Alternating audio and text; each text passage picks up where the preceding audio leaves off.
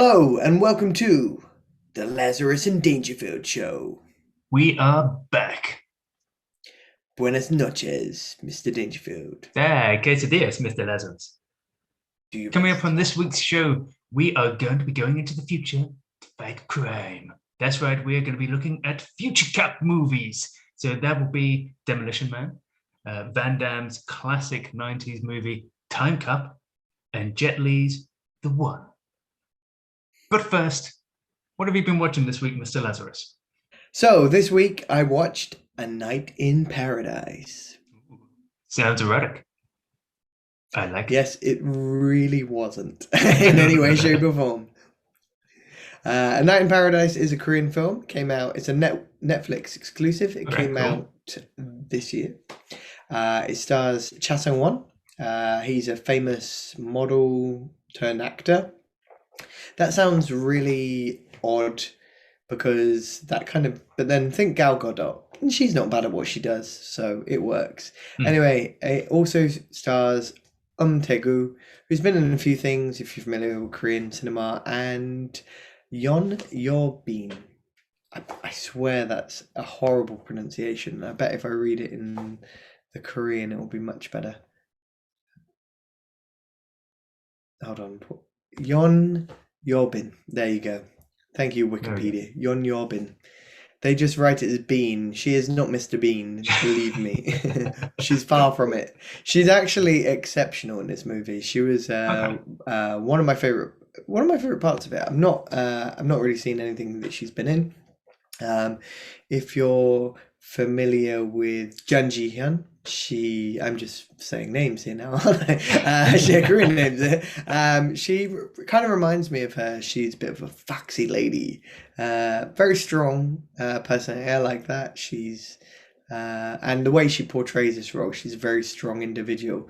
Basically, the film is a gangster flick. It starts with, as I said, Tae-goo, who basically plays a guy, basically a gangster called Tae-goo. There you go, nice and easy. He is essentially a lieutenant for like a faction, a gang, a Yakuza kind of style Korean gang, and basically they're at war with a rival faction, and he's basically trying to be recruited by the rival faction. He's very good at what he does, and his boss is worried about him going. Anyway, he basically goes off to meet his sister and her daughter, so his niece, at the Mhm. airport, and then takes him home. His uh, sister's got, I believe, cancer, terminal disease. Anyway, so he goes to meet them, gives them a present, and they go on their way. Anyway, he goes to pick up his sister's medicine, and while he's waiting, he finds out that there's been a crash, and he goes to the crash scene, and his sister and his niece has been killed. Anyway, he then goes later to see his boss, and basically his boss sort of makes it out that it's the rival faction's doing, and it was an accident. So obviously he's out for blood. His his boss isn't going to stop him. So essentially, that's what he does. Goes out for blood, takes out the rival kingpin, like literally their captain, and then flees, Fleet. uh, flees to Jeju, which is a tropical island off the coast of South Korea. Think the Isle of Wight, but tropical. Famous Nice. for nippled oranges, satsumas, and some very funny statues where with these like men that hold their bellies. Fair They enough. look like they're basically grandpas. They look like phallic objects. I'm not going to say anything more than that. It's not a criticism because it's a lovely, lovely place, and I do genuinely love Jeju. Anyway, so while he's there, he stays with essentially a gun salesman. So I guess the gangsters gun salesman, and he lives with his niece, and basically he's only going to be there for a short stay. After a week, he's going to be on his way to Vladivostok in Russia to basically go under the radar until things cool down and etc., etc., etc. You know, the Okay. way things play out. Anyway, he sort of forms this unlikely friendship with this girl. She's dying of cancer as well, and basically she is suicidal, crazy, and very aloof.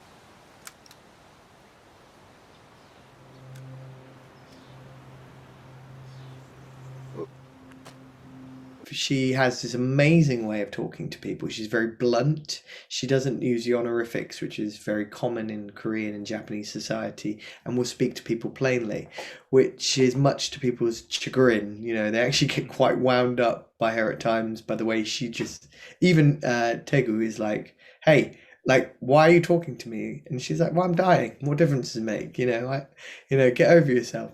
And it's really entertaining, and this is what I loved about this film the most. Just their back and forth, and this kind of really unlikely relationship that sort of it was almost like they were dating, although there wasn't. Anyway, it being a typical gangster flick, there's a ton of violence.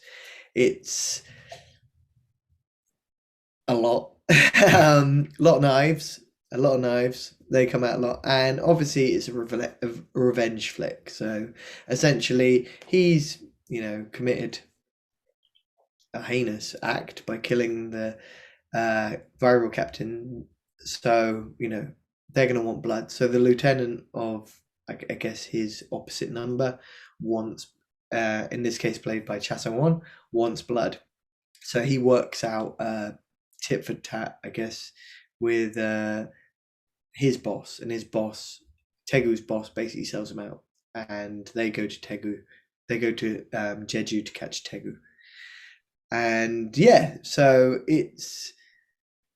I said it was one of these films that sort of I was like, it's good, but it sucks, which is odd. Yeah, it's the best.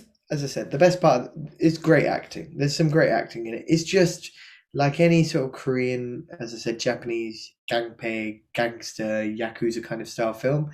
I always find there's just this unnecessary violence in it that just doesn't need to be there.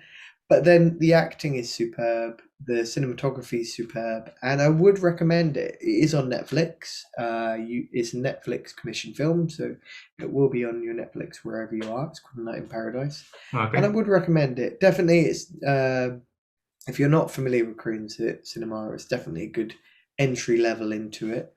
Well, I will definitely check it out. 네가 아저씨하고 계산할 게 있었네. So, Mr. Dangerfield, I heard you've been exploring the realms of fatality and babality and animality. No babality. That would have been amazing. Babality. I watched the newest Mortal Kombat film. There's not an awful lot to go into about it. It is what it is. It's a Mortal Kombat film. Just out of curiosity, yes. How many Mortal Kombat films have there been now? Do you know? There's been a few, haven't there? I want to say, off the top of my head, I think 4 actual live-action movies in total. I could be wrong. There's definitely been at least 2. I know we watched the first one together. Yeah. Who hasn't seen the first one? But we watched that together back in the day. I've even got it on VHS. Don't ask me why. I just have.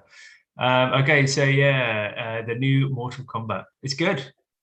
I enjoy it. It's never going to be, the acting's never going to be amazing, but it's certainly the best acted of all the Mortal Kombat movies. It's got some good actors in it, I heard. Yep. I can't remember their names off the top of my head. You've got, so the Japanese actor in it, he was in the second Wolverine movie. He's a really famous Japanese actor. His name is... Oh, I'm going to butcher this, so I do apologize to anyone who is going to set me straight on that. Nope.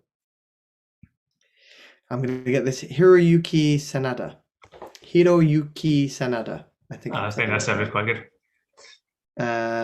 So he's an awesome actor. He is an awesome actor.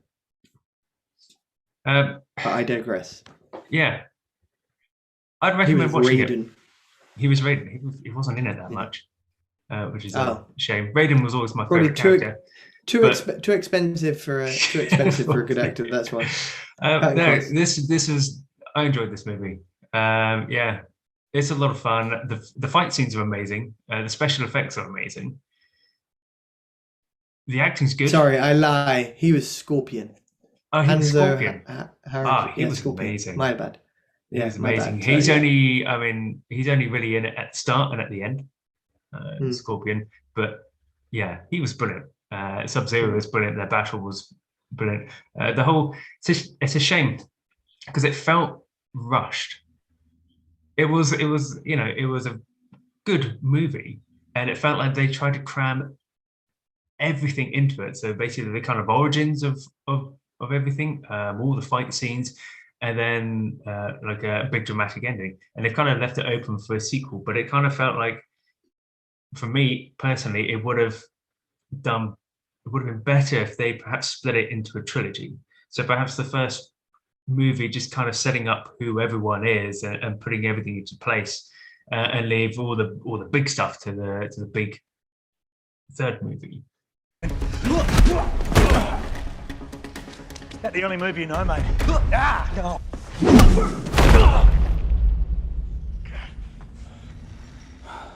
Yeah, put a shirt on, Magic Mike.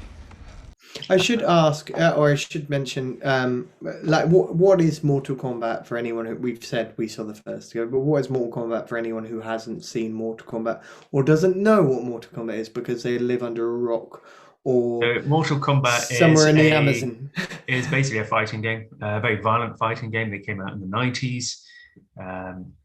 And there have been an absolute ton of Mortal Kombat games for various games consoles. The movies themselves are obviously based on the game, and it's all about, I wouldn't say intergalactic battle, but different worlds, fighters from different worlds coming together into one great big tournament.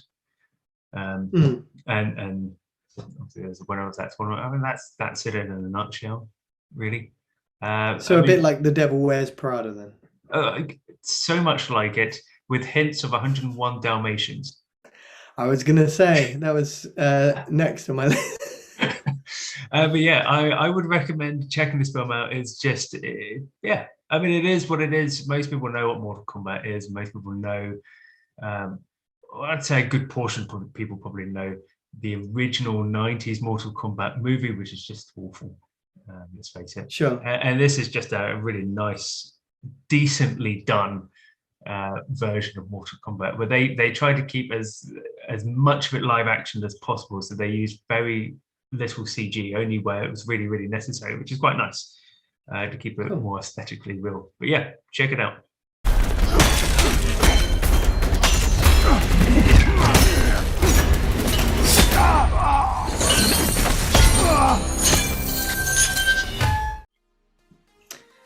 Excellent. So that's it for part one, I believe. Unless you've got anything else there. Well, in that case, stay tuned. Join us for part two. Thanks for joining, everyone.